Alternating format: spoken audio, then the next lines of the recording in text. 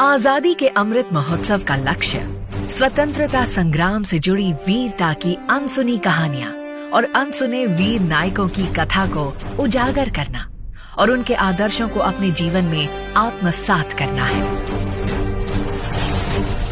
ये शौर्य गाथा देश में सदियों से घुले मिले कई जनजातियों में से प्रमुख भील जनजाति और उनके बीच स्वराज का बीज बोने वाले और उन्हें नई पहचान दिलाने वाले महानायक गोविंद गुरु की है।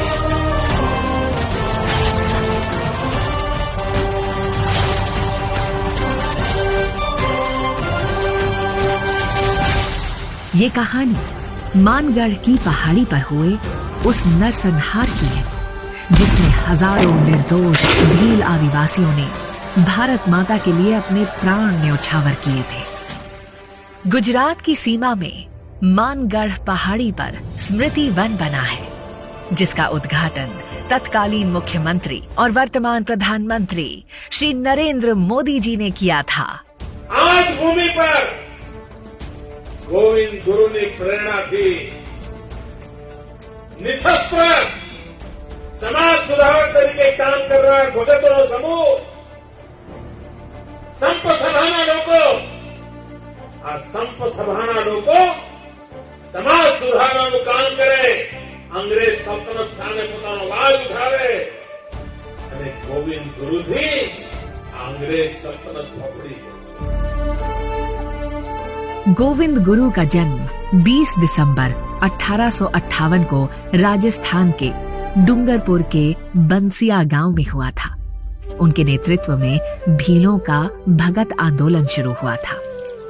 जब गोविंद गुरु केवल 20 वर्ष के थे उसी समय उन्होंने स्वामी दयानंद सरस्वती के आदर्शों से प्रेरणा ली और 1883 में संप सभा की स्थापना की और इसका आयोजन और प्रसार करना शुरू किया।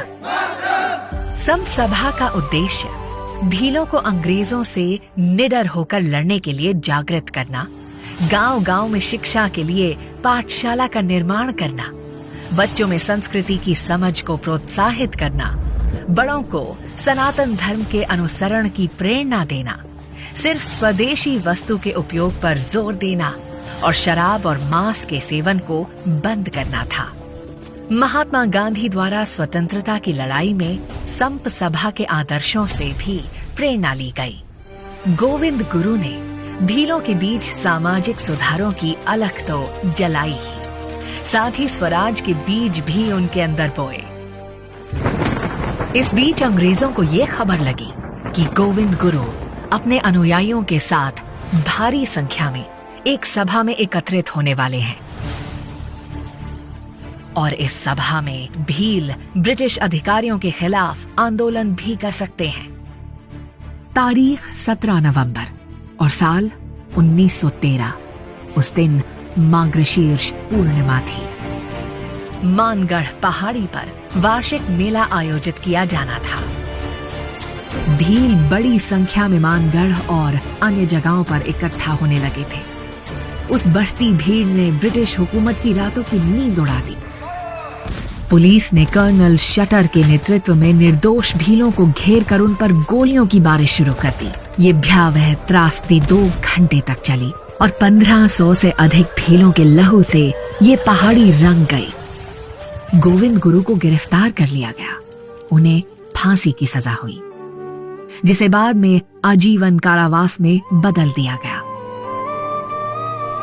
गोविंद गुरु जी ने जेल से रिहा होने के बाद अपना शेष जीवन भील सेवा सदन के माध्यम से लोगों की सेवा में लगा दिया।